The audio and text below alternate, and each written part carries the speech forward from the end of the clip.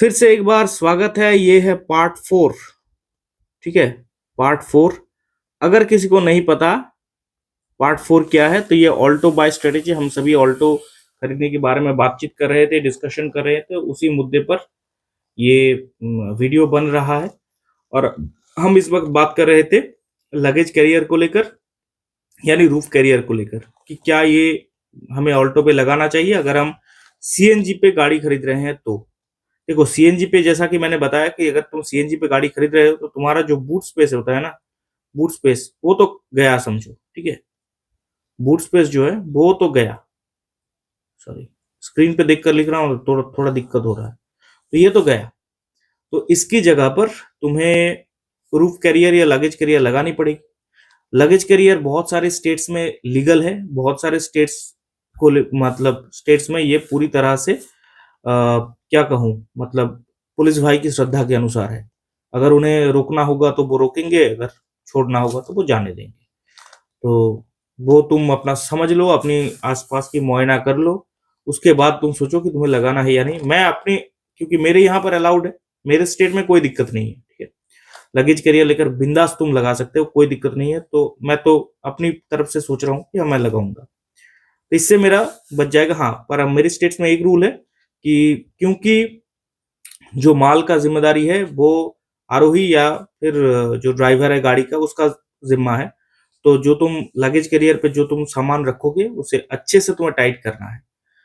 ऐसा अगर हुआ कि पुलिस वाले को लगा, ट्रैफिक पुलिस को लगा कि ये गिर सकता है, वो फाइन कर देगा, क्योंकि वो तुम्हारी गलती है कि तुमने उसे ढंग से नहीं बांधा। तो वो तुम अपना देख के चलो। ठीक है।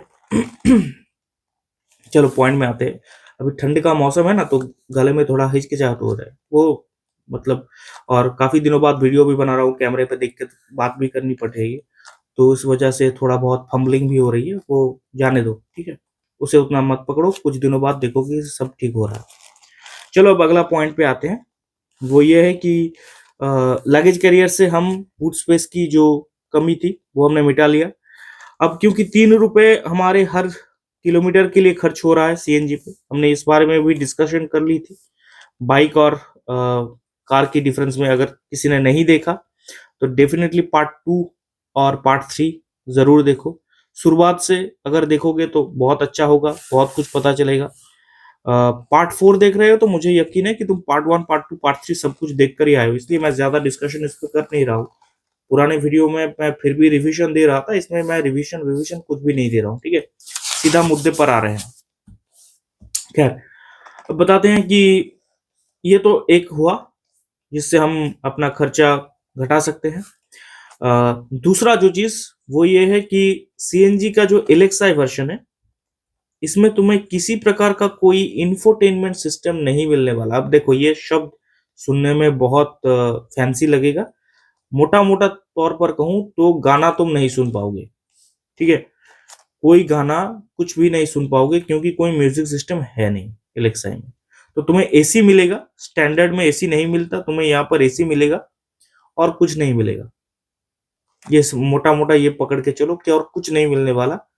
वीएक्सआई में तुम गाना सुन सकते हो, ये मुझे लगता है कि बहुत बड़ी अपग्रेड है।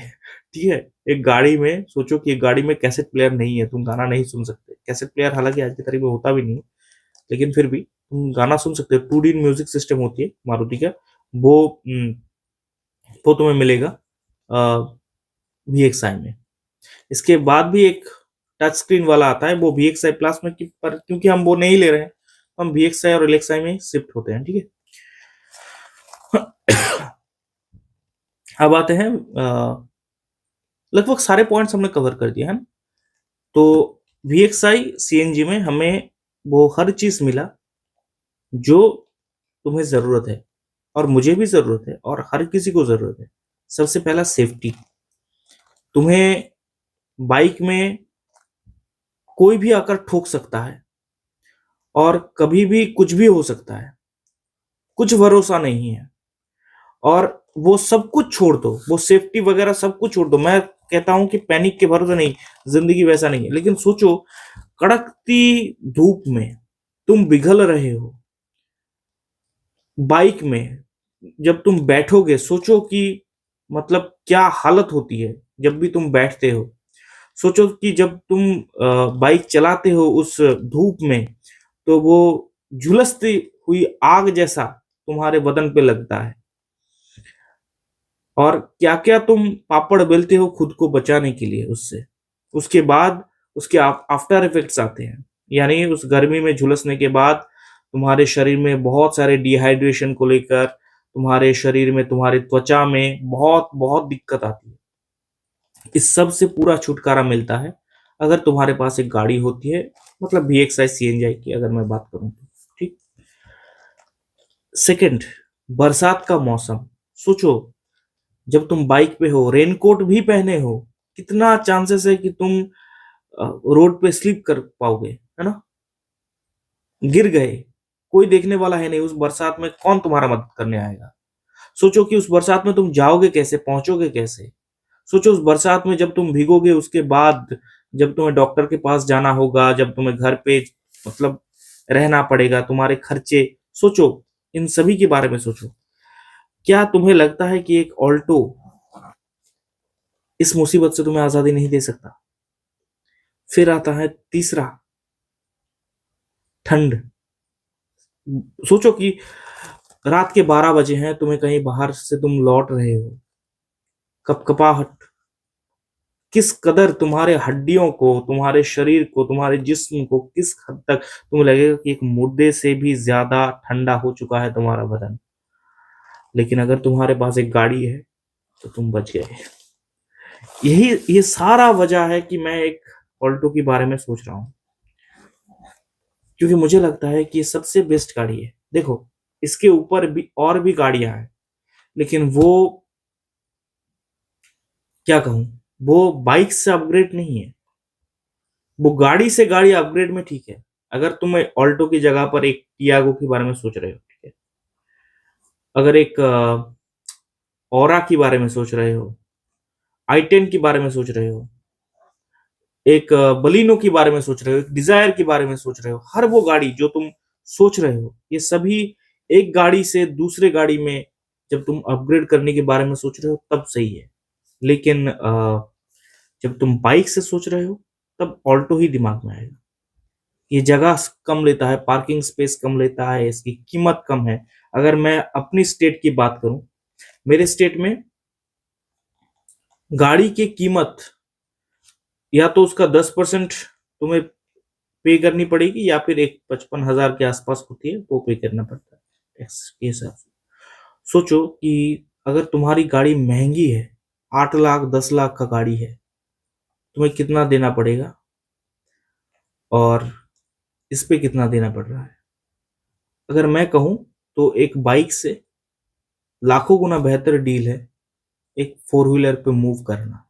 लेकिन अगेन, एक बाइक तुम्हें 1,20,000 के आसपास मिलेगा, जबकि ऑल्टो, ये जो VXI है, ये 5,32,000, 4 से 5 गुना ज्यादा पैसा देना पड़ता है।